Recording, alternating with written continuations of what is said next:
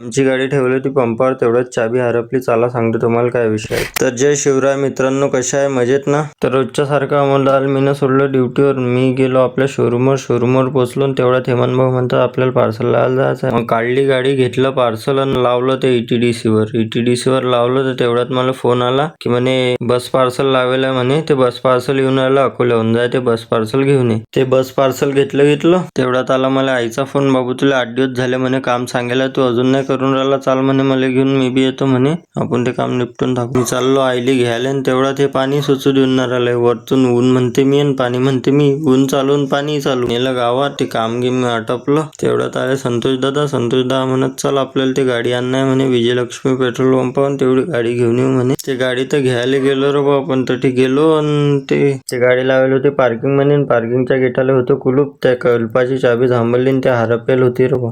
असं कधी झालं का? तुमचा भाऊ कुठे गेला आणि त्याचा काढ नाही झाला? मग काय तसंच चाललं बा घरी. आजच्यासाठी एवढंच, भेटू पुढच्या ब्लॉग मध्ये.